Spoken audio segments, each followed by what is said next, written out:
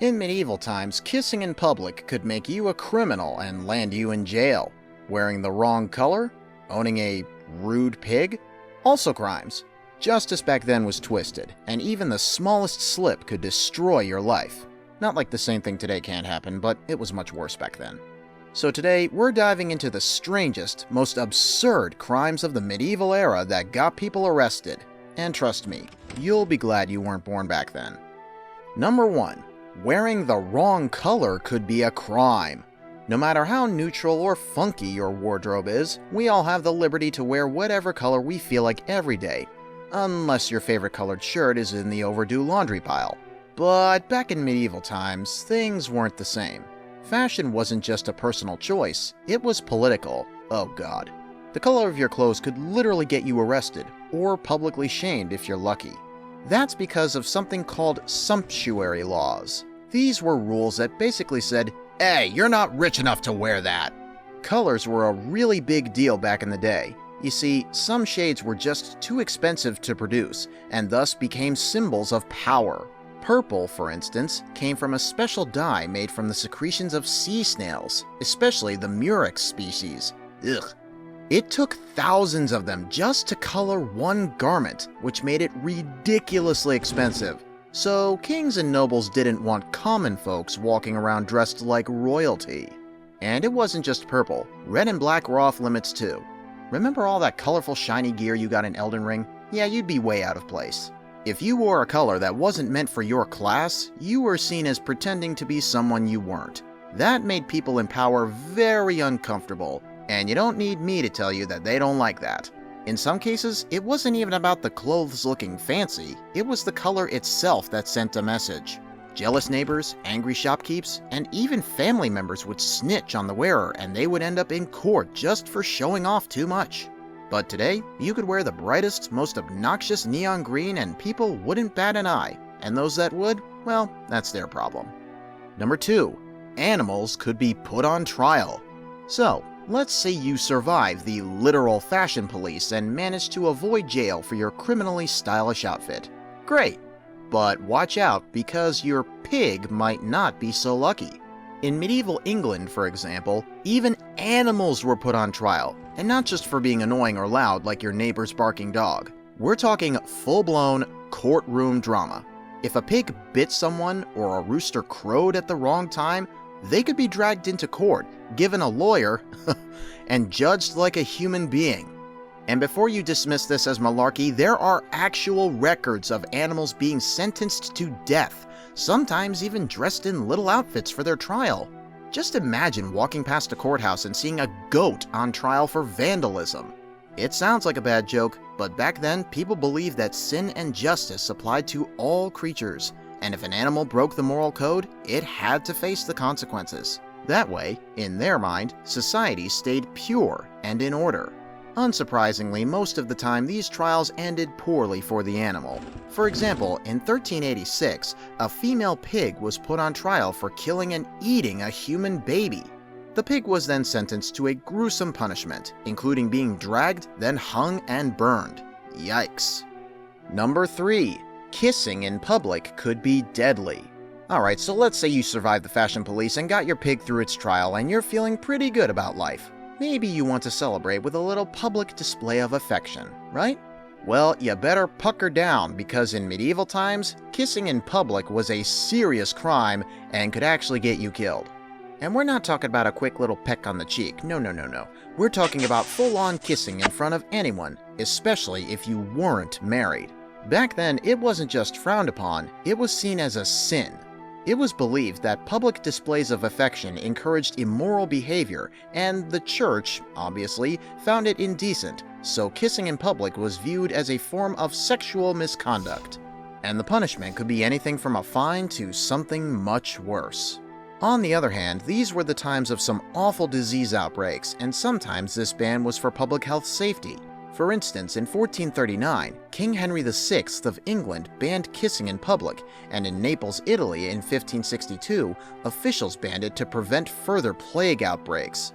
And if someone, or in this case 2 people, were found guilty, the worst they could face was death.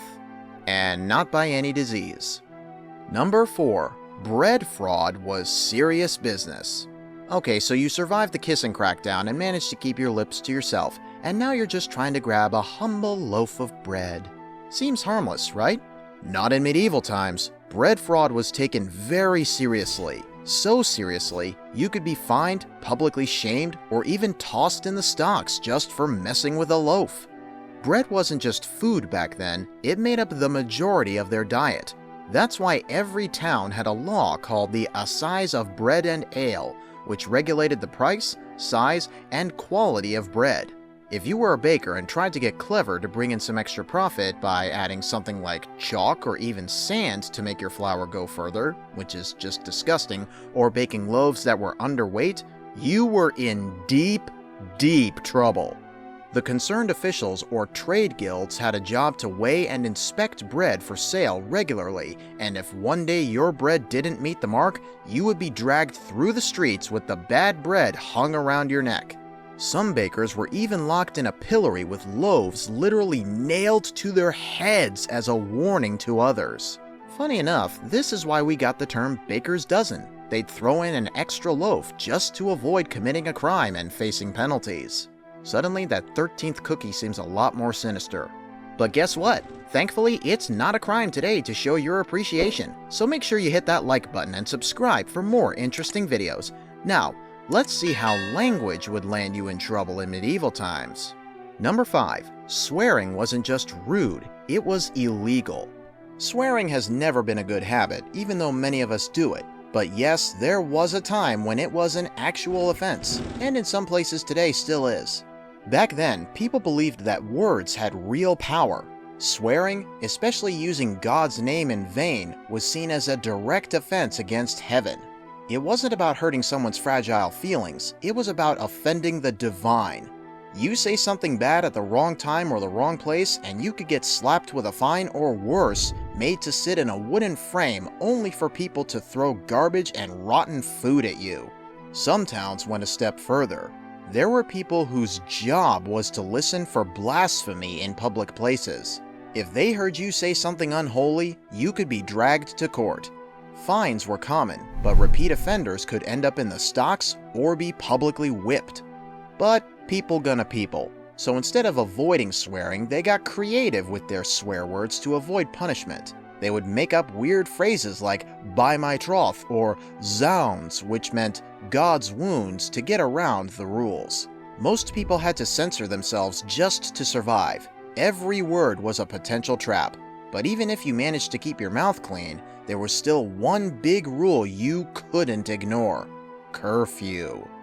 Number 6. Curfew meant curfew. This wasn't the get home before dark kind that your parents gave you lest you suffer a severe dressing down from your dad. In medieval towns, curfew meant exactly what it said: lights out, silence, and indoors, or else. The word curfew actually comes from the French couvre-feu, meaning cover the fire. At a certain hour, usually marked by the ringing of a church bell, every household had to extinguish their hearth fire and head inside.